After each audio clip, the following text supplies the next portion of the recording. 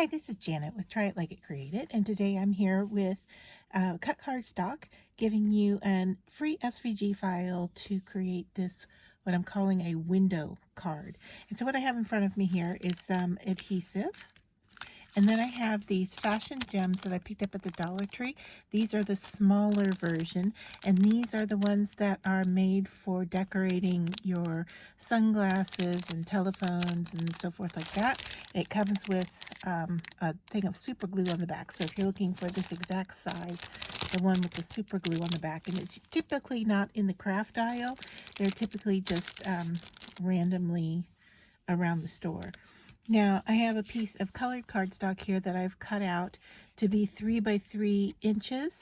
The file does come with a square for the backing of the card, but if you don't want to cut the file using an SVG, you just want to use a paper trimmer, a square that's 3 by 3 will work just fine. You can put color behind this one, you could put vellum, you could leave it as is. So the file comes like this. I'm using basic white cardstock for this month, and the file comes scored. So the first thing we're going to do here is fold along the score line and just give it a really nice crease there. And you can use a tool if you want, or whatever works for you to make a really nice crisp fold on your card. What I'm using here is a dry erase marker, or dry eraser, I guess is what it is. And I just use this all the time to press down my stamping as well as working on my folds.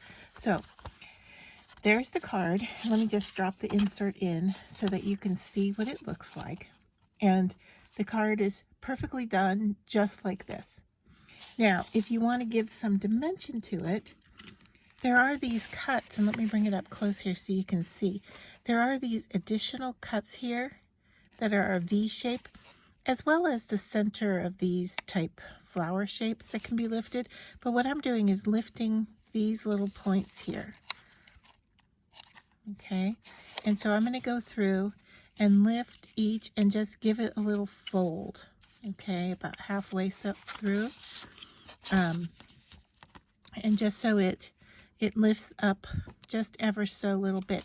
And you may find that some of the cuts, because this is such a delicate file, that they might be a little tough or in the corners when you're not only weeding but also lifting these pieces up.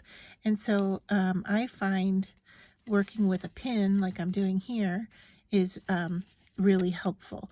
So you want to push up from behind on these points, and then what I'm just doing is kind of rolling it just a little bit.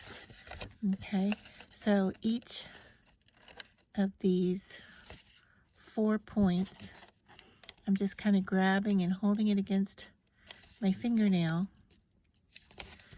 And anyone that's stubborn, I'm using my pin to help lift that up. I hope that makes sense. That is also how I weeded out all of the pieces. I use the pin to kind of help make the break in those tight little corners, because the file is very small and delicate, or the cuts are very small and delicate.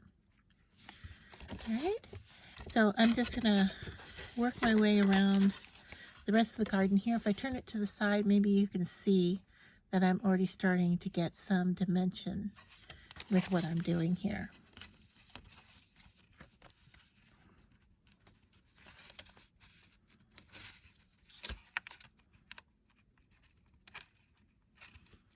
So I have go ahead and lifted all of the pieces that I want lifted on my card, and so you can see what that looks like. Yours could look very different if you did not do the lifting, or if you chose to lift the little pointed petal pieces as well, or instead of. But that's what I chose to do. So now what I'm going to do is attach my piece to the inside here by just applying a small amount of glue around the edge, the outer edge here of my cardstock. And I'm going to do all 4 edges. And the reason is I don't want it to lift up at all, or lift away from this space. Now I'm just eyeballing it, just making sure I have everything covered, and my piece is dark, so if I hold it up to the light here, I know you can't see what I'm doing at the moment, but if I hold it up to the light, I can see that I am centered pretty well. And now for my last step is I'm going to take the adhesive and I'm going to go into these crisscross areas here and just put in a little bit of glue, and that is where I'm going to put my little gem pieces. And once again, this is totally additional. You could just cut the card out and be done. You don't have to do any additional, really anything to the card, but it's entirely up to you how you want to finish this off. And so I am just gonna open up my gems here. Now they do come with a bit of a sticky adhesive on them. I don't like to actually trust it, so I tend to, that's why I put the glue down. And so what I'm doing here is just kind of pulling the adhesive off the back, and I'm going to grab it with my tweezers and place that gem right in the center. So I'm going to do another one here, and I don't know if you can see that I'm actually working to pull the adhesive away from it. So there on my finger is the adhesive it came with, and it's pretty sticky. I mean, if you want to use it, you go ahead. I find that I just trust the glue better. So that's what I'm going to do.